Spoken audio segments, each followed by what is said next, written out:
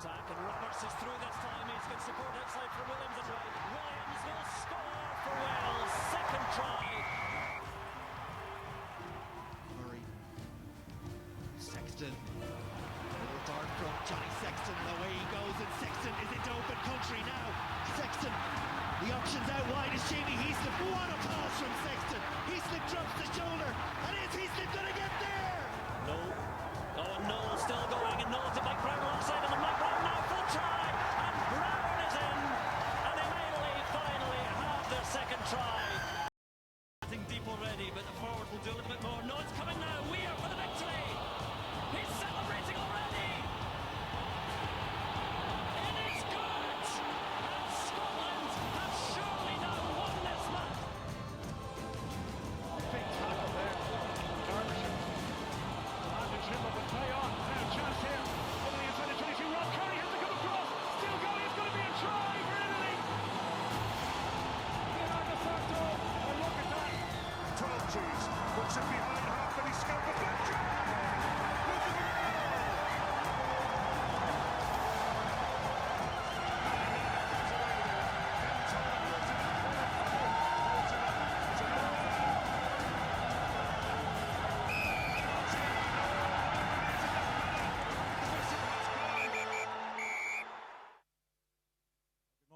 Gentlemen, good morning. Oh, hello there.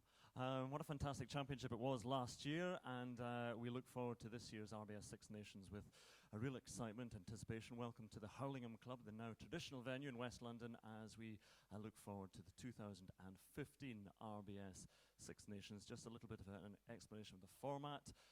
We'll be hearing from representatives, esteemed representatives from the Six Nations and from RBS in a moment. Then I'll be having a chat with the respective captains. A welcome to the women's captains as well, but the respective captains of the men's teams, and they will be straight batting my questions. And then afterwards, you can break into your rooms, the Sunday newspapers there. Outside, we've got radio, television, and in the darkened corners and recesses, when their guards are down, you can get the better answers. But that is how we will be doing things. But first of all, 2003, I think it was, that RBS took over sponsorship of this great championship. So we please welcome to the stage the head of brand management at RBS, Ridian Taylor.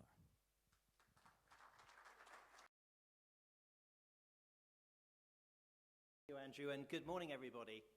I'm enormously excited to welcome you all here to the launch of rugby's greatest championship, the RBS Six Nations. I grew up in a small town on the border between England and Wales. I was born just on the English side, and then, of course, I was given a first name that's about as Welsh as it gets. And, of course, at my school, again on the English side, actually legend had it that it was still legal for an Englishman to shoot a Welshman with a bow and arrow if he entered the nearby Bishop's Palace. At least that was what we were told. And in my school, other sports weren't really an option. It was all about rugby. So I think you could say that the rivalry and the friendly banter that makes up this competition is very much in my blood, and it makes me enormously proud to be here today. Now at RBS, we're all proud to be the title sponsors of the RBS Six Nations for the 13th year. Our challenges as a brand are well known. We have a job to do to rebuild the trust of our customers and to rebuild trust with the communities that we serve. And that's why we love sponsoring the RBS Six Nations, because it helps us to reconnect with local communities in England, in Wales, in Scotland, in Ireland, and of course to reconnect with our customers in Italy and France as well. Now last year, as part of our Rugby Force programme, from our RBS branches in Scotland, our NatWest branches in England and Wales, and our Ulsterbank branches in Ireland, joined 16,000 volunteers. In the course of a weekend, they renovated 800 local rugby clubs. Now, these local rugby clubs are at the heart of their communities, nurturing the stars of the future, of course. And this year, we're on track to deliver Rugby Force in more clubs than ever before. Our sponsorship also allows us to give tickets and other money-can't-buy experiences to our customers. They can get to meet the players and the coaches. They can visit the changing rooms or toss the coin before the game itself. They can even carry the official flag onto the pitch. And we have some of our customers with us here today. This excites our customers because they're passionate about rugby too. It's why more than those who don't. It's why if they're customers, they're more likely to recommend us. And it's why if they're not customers, they're more likely to consider us in the future. So sponsoring the RBS Six Nations plays a vital part in rebuilding our bank. It's good for our business and it's good for our customers. So what I'd like to do is to thank you for all that you do to write, photograph and broadcast the championship and help make it rugby's greatest championship. And I'd like to hand over to a man who was a childhood hero of mine, actually.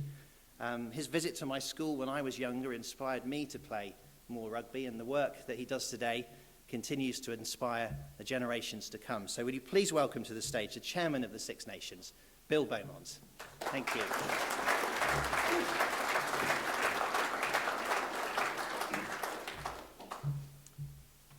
Thank you, Ridin. I actually didn't think I was that old. But absolutely delighted to join you. Of rugby's greatest championship. It doesn't seem that long ago that we're on the edge of our seats on the final day of the 2014 RBS Six Nations to find out who would be crowned champions. Who will forget the final day heroics of the England team trying to beat Ireland to the post, and the ecstasy of the thousands of the Irish supporters in Paris when Ireland lifted the trophy, especially at the final appearance in an Irish jersey of Brian O'Driscoll. The RBS Six Nations attracts rugby fans from all over the world. It is broadcast in over 190 countries. It is also available online in many others. In addition to this, our digital and social media figures continue to surge ahead, and the overall interest and excitement in the championship is stronger than ever. And the championship this year has the added spice that with the Rugby World Cup being played in England in September and October. The continuing popularity of the RBS Six Nations is testament to the wonderful championship, and we're all proud of the fact that the women and the under-20s championship continues to grow in popularity. I'd also like to thank our main sponsors, RBS, who are in their 13th year as sponsors. So really, and thank you very much to you and your colleagues on that. And also our partners in Guinness, Accenture and Tissot for their continued support. Our broadcasters are an essential part in the development of our competition. Without them, the championship would not reach our millions of supporters worldwide. I would like to take this opportunity to thank them all, the BBC, France TV, RTE, DMAX and all our TV partners throughout the world. And to all our print, radio and online media friends, thank you for your continued excellent coverage of our championship.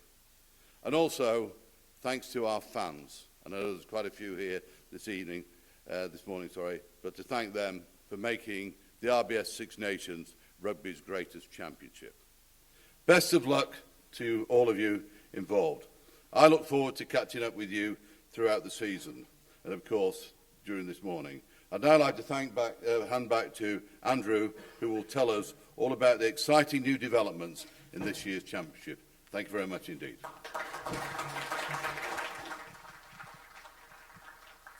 Thank you, Bill. Yes, we do have a bit of a surprise because Bill mentioned the exciting final day of last year's championship when Brian O'Driscoll lifted the trophy, which has been in since, 2000, since 5 became 6. That was not only, though, Brian O'Driscoll's last act, but it was the last act of the old championship trophy, because this year there will be a new RBS Six Nations trophy.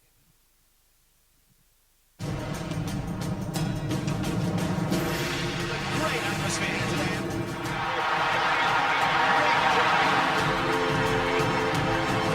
Huge ovation for the Welsh team as they take the field.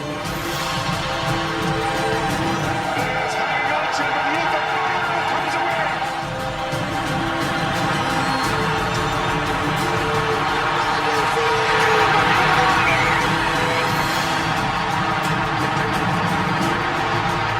The ball to Chase. Ball gets moving.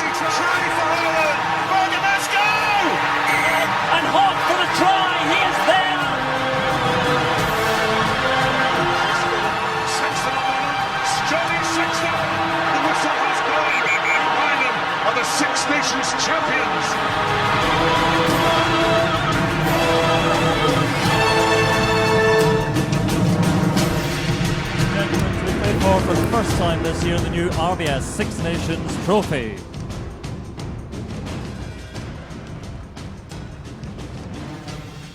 Obviously, you'll all have a great chance to have a closer look at it. I'll do my very best to describe it. There are 6 sides to it as opposed to the 5 that were in place for the last trophy. And each nation has their emblem on the plinth on the bottom. And the year that they first entered the championship, or rather the old championship, the 4 nations going back before that, the home nations, then the 5 nations, then the 6 nations. So that is the trophy they'll be playing for. And who will be following in Brian O'Driscoll's footsteps and lifting the new trophy this year? It's time to hear from the respective captains. So you please welcome to the stage, in this order, from Italy, Sergio Parisse; from France, Thierry Dussautoir; from Scotland, Greg Laidlaw; from Wales, Sam Warburton; from Ireland, Paul O'Connell; and from England, Chris Robshaw.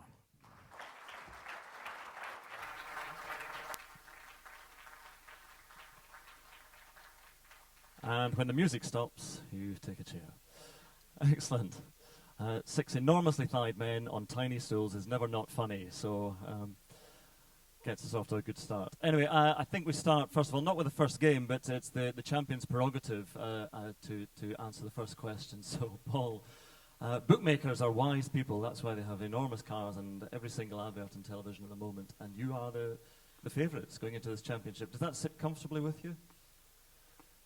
It's something I was unaware of. I suppose we came into camp in over Christmas, and we're expecting, I suppose, a big review and a big plan for the year ahead. But all we did was, everything we did was around Italy and preparing for that first game, and it's been the same since we came in Sunday evening into camp. So I suppose it avoids any of those distractions of looking at the bigger picture, and that's all we've done. As I said, just prepared for Italy and ignored everything else. Every side has injuries, every squad has injuries, and you've got a couple of those. But things couldn't really have gone much better in November.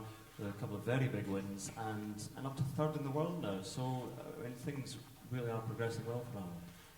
Yeah, November was great for us. You know, anytime we can, you know, take those 2 big scalps as we did, South Africa and Australia is always a good autumn.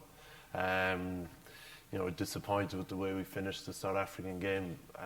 Probably a bit happier with how we finished the Australia game. We had I suppose, a very disappointing experience the previous autumn, where we were in a good position against New Zealand and didn't close the game out. We managed to do that this autumn. So there's a lot of things to work on as well. I think we built up a healthy lead in that Australia game and left it slip through a few defensive lapses, and you know, we've heard a lot about those since, and we'll be looking to rectify those for the Six Nations. So Sergio, I'll come to you then. Obviously it's quite daunting to be playing the champions, perhaps the favourites, but perhaps a good time to play them as well. How are preparations going for Italy? Well, for us, the first game at home is a really chance. Obviously, play against the best team at the moment. For me personally, in this hemisphere, it's a good opportunity for us to understand where we are, what level we are. We're going to play against Ireland in the Six Nations, and we have Ireland as well in the World Cup. So I think it's good for us to start against them. 3 home games helps as well, because you can get the home crowd on your side and perhaps get a couple of wins this season. I don't know. We don't talk about wins, but definitely play 3 matches at home is going to be exciting for the Italian supporter, for us. Obviously, every time we play at home is a special moment for us. So, you know, playing against Ireland, Wales and France this year, we're going to try to do our best to get good results. Excellent. Now, it all starts, of course, on Friday night in Cardiff.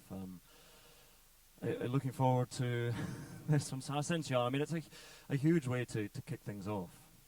I think since the November series, a lot of the Welsh fans' attention turned straight away to the England game, which is, you know, for 2 months, which is 2 months away. And for players, that seems, you know, a real long time away. But there's already been a lot of focus and build up for that match, and players can sense that just from the media interest, the public, walking around, you know, Cardiff and things. It's what everyone's looking forward to. And I guess it is a good way to kick off the championship. The Cardiff will be guaranteed to be bouncing, you know, all day Friday, and there's never, you know, a disappointing Wales-England game, so I'm sure it'll be a good opener to the Six Nations. Is it where if you could choose your opening game? I mean, would you rather have a nice gentle build-up to that one?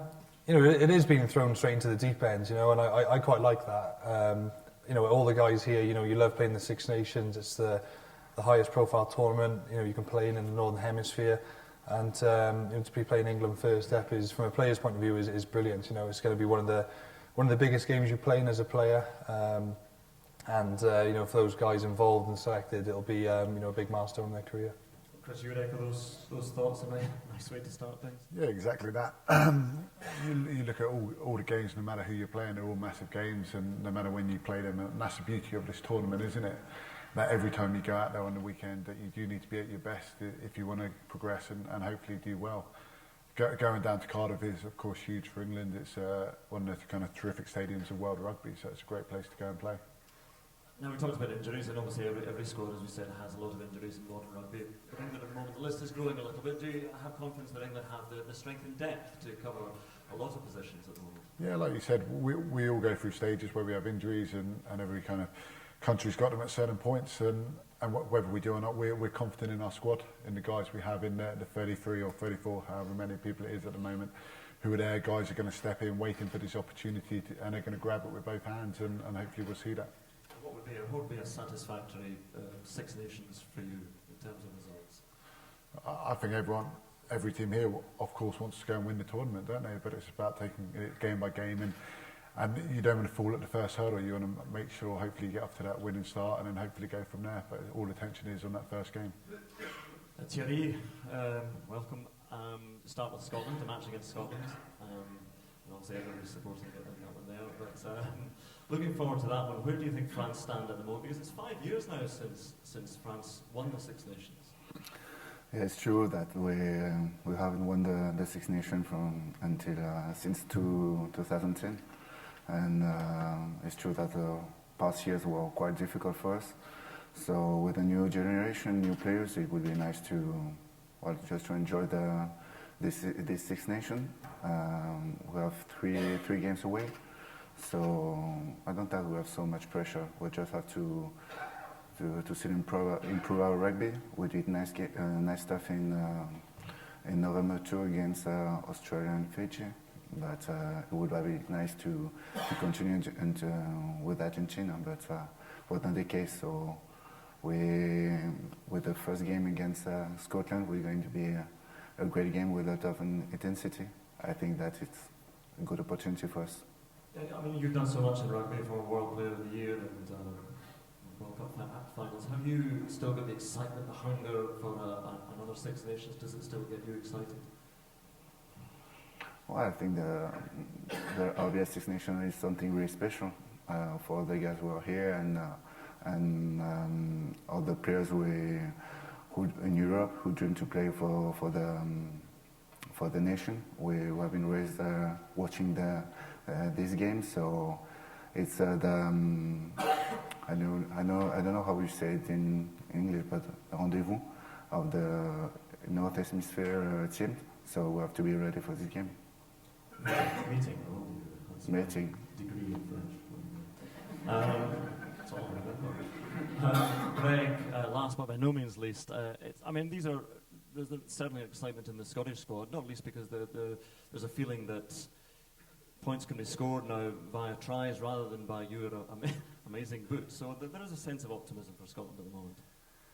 Yeah, I think you're right, and that's credit to some of the players that have came through the system. Somebody like Coggy, coming from the back, Tommy Seymour's in great form, or Sean Maitland. So that's probably some of the players that we maybe lacked in the past, and that's maybe credit to Glasgow as well. Has brought them. Gregor's done a good job doing it and brought them through the system, and the boys have came in and played well for Scotland. We scored a lot of tries in the autumn, and it was great fun to play in. But the games are gone now, and we need to build. Obviously, coming into the Six Nations. Now, ignore the fact that he's sitting just a few feet away and he's terrifying. But the new coach, how's his regime? How's his coaching? How have things changed, perhaps, with Vernon coming in? Oh, he's brilliant. He's brilliant. You may stay. I mean, every coach has got his ideas, and Vern, he's very experienced. He's coming from a hotbed, down in New Zealand, and obviously his time in Claremont, and so I think it's that experience that will lend to the Scotland team, and this team can learn a lot of him. He's brought in a couple of young players into the squad who again, I think he can bring on leaps and bounds, and that can only be a good thing for the Scotland team. Thank you very much indeed. It was just 10 days away, and good to have another New Zealand coach involved. Not enough of them at all. Excellent. We're all looking forward to the Six Nations, though, but I know growing up in New Zealand, everyone watched the Five Nations, the Six Nations, and gets excited about it as well. So thank you once again to Thierry Dusatoir, Chris Robshaw, Paul O'Connell, Sam Warburton, Greg Laidlaw, and Sergio Parisse.